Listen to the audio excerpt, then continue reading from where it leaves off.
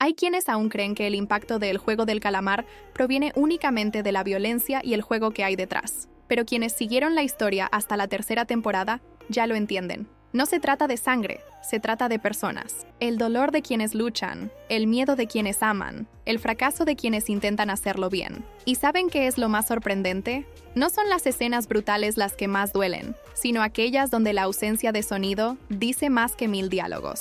En este video, analizaremos en detalle las pérdidas más dolorosas de la saga, las que no fueron creadas solo para impactar, sino para dejarnos pensando durante días. Personajes que poco a poco se ganaron nuestro cariño y que se fueron de la forma más dura, llenos de sentimientos, decisiones y peso. Hay una historia aquí que, si prestas atención, podría incluso cambiar tu forma de ver el juego, e incluso tu vida. Si pensabas que las 2 primeras temporadas ya habían causado estragos, la tercera llegó para confirmar que el juego del calamar sabe cómo darlo todo. No hubo respiro ni alivio, fue un golpe tras otro, un capítulo peor que el anterior, en el mejor sentido narrativo posible. Cada decisión tenía más humanidad que estrategia. El miedo y el amor compartían el control. Parecía que la serie decía, abracemos la herida. Y eso fue exactamente lo que pasó. Las muertes no fueron solo pérdidas, sino consecuencias. Y el público lo sintió. Terminaron el episodio sin poder levantarse, sin poder explicar qué les dolía. Quizás fue la mirada, quizás el silencio, quizás esa sensación de impotencia, de no poder hacer nada por la persona a la que de repente nos vimos tan unidos. Y entonces surge la pregunta que todos los que vieron la película no pudieron quitarse de la cabeza. ¿Cuál fue el momento que más dolió? Porque sinceramente cada uno lo sintió de forma diferente, pero algunos lo sintieron más profundamente. Y es con esta incomodidad en el corazón que volvemos a la historia de alguien que dividió opiniones desde el principio. No era fácil clasificar a Park Jong-sik. Algunos lo veían como un hijo que intentaba cuidar de su madre,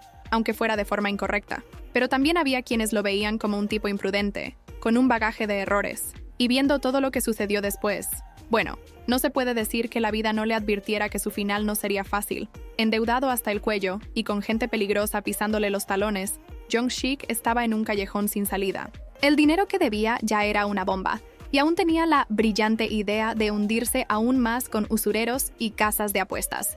Era el tipo de desesperación que asusta incluso a quienes solo observan. No es que fuera malo, pero parece que la decisión correcta nunca fue una opción para él.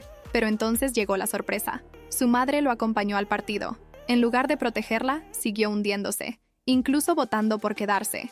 Esto dejó a mucha gente en shock. Hubo verdadera indignación. Algunos aficionados dijeron que prácticamente selló el destino de su madre con esta decisión, y por desgracia, eso fue solo el principio del colapso. En el juego del escondite, la tensión era tan densa que casi se sentía a través de la pantalla.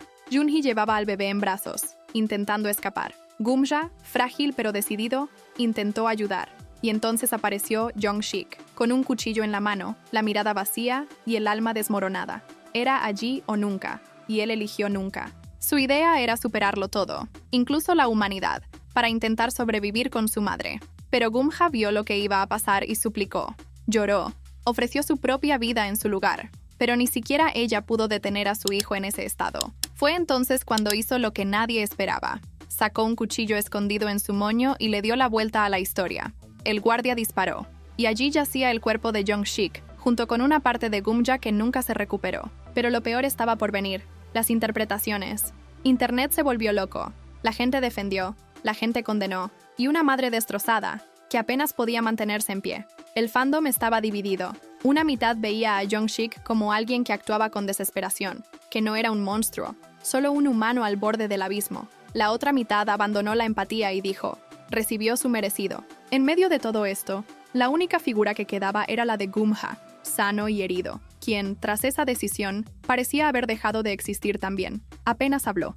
Evitaba las miradas de los demás, y cuando todos regresaron al dormitorio, apartó a Ji-hoon. Le pidió que cuidara de Junhee y del bebé. Le contó un poco de su pasado, de lo que ya había enfrentado, pero fue más un desahogo que una conversación. Era casi como si ya supiera que esa noche sería la última, y realmente lo fue. Silencioso, como casi todo lo que surgió de allí, y precisamente por eso, abrumador. Pero la sexta ronda aún tenía más que ofrecer. Dejo llegó con la apariencia de un exmarinero, un compañero de confianza, alguien que parecía tenerlo todo bajo control, pero todo se desmoronó cuando más necesitaba demostrar valentía. Se escondió, se entregó a su propia mente, Guardó silencio cuando todos contaban con él. Se suponía que sería el héroe, pero se convirtió en el miedo. Ji-hoon no se lo tomó con calma. Jong-sik tampoco. Y como el juego no permite ningún tipo de intercambio de golpes, el enfrentamiento no tardó en comenzar. Por un lado, alguien intentaba salirse con la suya. Por el otro, la ira contenida. En el juego del escondite, Dejo se convirtió en el blanco, y en lugar de pedir perdón, se lanzó a un ataque verbal. La confrontación se volvió personal, intensa, y terminó en tragedia. Ji-hoon noqueó a Dejo allí mismo. El público, atónito. Y cuando el polvo parecía empezar a asentarse, apareció el nombre que hizo llorar a mucha gente, Hyunju, la ex sargento que se convirtió en uno de los personajes más queridos de la temporada, no por su fuerza, sino por su cariño, por su lucha, por la difícil historia de alguien que solo quería ser quien era, sin tener que pagar tan caro por ello. Y aún así, pagó, con todo lo que tenía. Podría haber huido. Tenía la llave, la puerta y el camino estaba despejado, pero regresó. Regresó para no dejar atrás a Gumja y Junhee, aunque sabía que podría costarle todo. Y así fue. Mongji, cuando todos pensaban que no podía empeorar, demostró que sí podía. Apuñaló a Hyunju por la espalda, sin piedad. La escena de su despedida fue escalofriante. Junhee lloraba, Gumja cerrando los ojos con manos temblorosas, y la sensación de que el mundo había perdido a una de las pocas personas buenas que quedaban. Pero el juego no se detiene, y aún quedaba una historia por revelar. Junhee fue esa chispa de luz en medio del horror, embarazada, en medio de la competencia, un símbolo de resistencia, de vida que brotaba donde todo moría. Cuando tuvo al bebé con la ayuda de Hyunju y Gumja, el público respiró por primera vez, pero el alivio duró poco. En la siguiente carrera, con el tobillo lesionado y sin fuerzas, supo que no lo lograría. Le entregó el bebé a Ji-hoon, con confianza y esperanza, y entonces, lo soltó. Ninguna escena larga, solo un gesto. Una despedida sin palabras. Un final que rompió el corazón de todos. Pero la decisión más importante de la temporada estaba por llegar, y vendría de él, Ji-hoon. En el último desafío, entre el ego y la empatía, Ji-hoon eligió lo que pocos se atreverían a hacer. Salvó una vida, con la suya. Dejó al bebé en el suelo. Miró a la cámara como si ya supiera que iba a morir y se dejó llevar. El juego quería destruir al hombre. El hombre, al final, ganó siendo humano.